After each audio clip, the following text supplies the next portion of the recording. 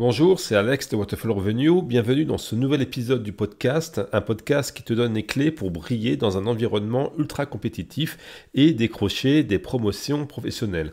Aujourd'hui, on va aborder un angle atypique, mais qui, dans certaines configurations, peut fonctionner. C'est comment devenir un peu le mal-aimé ou quand l'authenticité dérange. Tu l'as sûrement remarqué dans certaines boîtes, l'authenticité ça dérange, être soi-même peut te mettre dans une position inconfortable, surtout quand ça bouscule des habitudes ou des politiques bien ancrées. Mais être authentique c'est aussi une arme puissante, mais si ça te rend, même si ça te rend parfois impopulaire, et dans un univers où tout le monde se bat pour une promotion, ton authenticité peut te différencier. Allez, on va voir ça dans cet épisode. Alors, on va être honnête, être authentique en entreprise, ça ne plaît pas toujours, surtout quand la norme c'est de jouer des jeux politiques ou de suivre des codes qui ne te correspondent pas. Mais laisse-moi te dire une chose, si tu veux te démarquer dans un environnement où la concurrence est rude, tu ne pourras pas faire comme tout le monde. Oser être authentique, c'est parfois accepter d'être mal vu par ses collègues, pas par la direction. Peut-être que certains collègues vont te trouver trop direct, trop franc, mais alors, en étant toi-même, tu crées un impact réel et tu sors du lot et surtout, tu deviens cohérent avec toi-même. Et ça, c'est vraiment un levier qui est sous-estimé pour progresser en entreprise. Ce qu'il faut être, c'est être un perturbateur positif. Le problème, c'est que beaucoup de gens associent l'authenticité à de la rébellion ou un manque de conformisme, mais l'authenticité, bien utilisée, peut en fait être un atout pour l'entreprise. Pourquoi ça? Parce que les authentiques, ce sont souvent ceux qui voient les vraies failles, ceux qui osent poser les questions que personne d'autre ne pose, ou qui proposent des solutions que personne n'a envisagées, parce que ces gens-là osent sortir des sentiers battus. Donc être authentique dans un environnement ultra compétitif, c'est parfois prendre le rôle de ce que l'on appelle un perturbateur positif. En gros, tu secoues le cocotier, quoi, tu mets les pieds dans le plat, mais pas juste pour déranger, pas juste pour mettre le bazar, bien entendu. Tu fais ça pour faire avancer les choses. Et ça dérange, mais ça peut aussi ouvrir des portes et surtout te permettre de prendre la lumière. Et ça me rappelle d'ailleurs une autre stratégie dont j'avais parlé dans un autre podcast il y a un certain temps de ça, qui était la stratégie du bulldozer. Parfois, pour progresser dans sa carrière professionnelle, on peut prendre le contre-pied de ce qui se fait d'habitude. Il y a des gens, par exemple, qui ont le sens de l'humour et qui se prennent pas trop au sérieux, qui font des blagues en réunion, mais à côté de ça, qui posent des questions directes sans forcément suivre les protocoles stricts ou sans être forcément toujours politiquement correct, toujours correct bien sûr, mais pas politiquement correct. Des gens qu'on trouve parfois un peu borderline et que les gens, enfin parfois ce type de personne n'est pas diversement apprécié, mais pourtant ce type de personnes, parfois, ça peut être eux qui ont les promotions. Pourquoi? Parce que cette authenticité que certains n'aiment pas, ça leur permet de faire des choses différemment, de dire des choses différemment, et ça peut aussi avoir une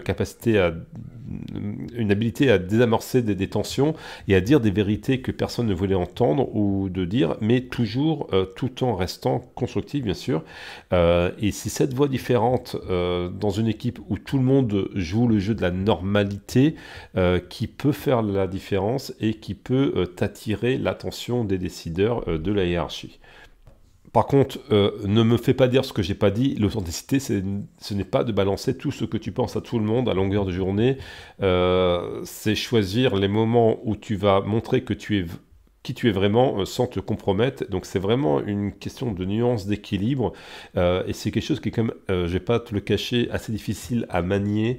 Donc il faut faire très attention à ça. Si t'es pas dans un environnement ultra compétitif, il y a peut-être d'autres stratégies dont on a parlé dans ce podcast ou dans la formation Career Booster qui seront plus faciles à mettre en œuvre et qui auront des probabilités de succès plus élevées. Mais quand on est dans un environnement ultra compétitif et si en faisant les choses normales, on va dire, tu vois que tu ne te démarques pas, et ben autant tester la technique, la stratégie, la voie dont je te parle aujourd'hui. Donc tout est juste une question d'équilibre. Il ne faut pas te mettre tout le monde à dos juste pour rester authentique. Il faut quand même faire preuve de politiquement correct, même en endossant ce type de stratégie, ce type de rôle. et tu es stratégique en fait dans la manière dont tu exprimes ton authenticité. S'il y a des sujets qui sont ultra sensibles pour tes supérieurs hiérarchiques ou tes collègues, il faut quand même aborder ces sujets avec de la finesse et ne pas jouer à fond la carte de l'authenticité. Mais dans tous les cas, ce qui est intéressant, c'est de rester vrai, parce qu'il paye au bout du compte, c'est d'être reconnu pour ta personnalité unique et non pour un rôle fictif, enfin artificiel que tu pourrais te jouer. Donc retiens ça surtout, c'est que dans un environnement ultra compétitif, l'authenticité bien placée peut être une arme redoutable. L'une des choses les plus difficiles avec l'authenticité, c'est de comprendre que tu ne vas pas plaire à tout le monde, et c'est ok en fait, hein. C'est même une bonne chose. Pourquoi? Parce que si tu passes ton temps à vouloir plaire à tout le monde, tu vas t'épuiser et surtout tu ne vas jamais vraiment sortir du lot. Tu vas être quelqu'un de fade. Voilà. Ceux qui réussissent dans des environnements ultra compétitifs, ce sont ceux qui assument leur singularité, ce sont ceux qui tranchent et ce sont ceux qui, à force d'être vrais, finissent par attirer les bonnes personnes à eux, ceux qui comptent, celle qui décide, ta hiérarchie. Le truc, c'est de ne pas prendre les critiques ou les résistances trop à cœur. Si certaines personnes ne supportent pas ton authenticité, c'est peut-être qu'elles sentent une menace dans ton approche différente.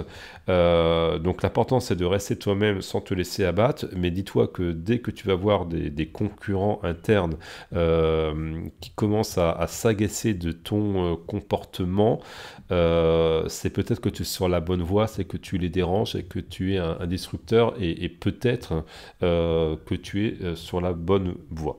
Pour conclure, dans un environnement ultra compétitif, l'authenticité peut être ton arme secrète, même si elle dérange, même si elle te rend parfois mal aimé. Ce n'est pas grave, ce qui compte, c'est que tu restes fidèle à toi-même et que tu utilises cette authenticité pour te différencier et créer de la valeur. Je le rappelle encore une fois, cette stratégie est quand même difficile à mettre en œuvre. Donc ne joue cette carte que si tout le reste n'a pas marché, et si tu joues cette carte, il faut le faire avec une certaine finesse, et si tu sens que ça ne passe pas ou que tu n'es pas à l'aise là-dedans, arrête tout de suite, parce que ça pourrait être pire d'avoir cette stratégie pour toi que d'être invisible dans ton entreprise.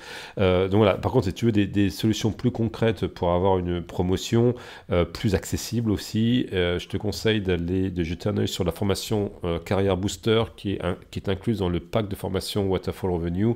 Tu trouveras un lien en description.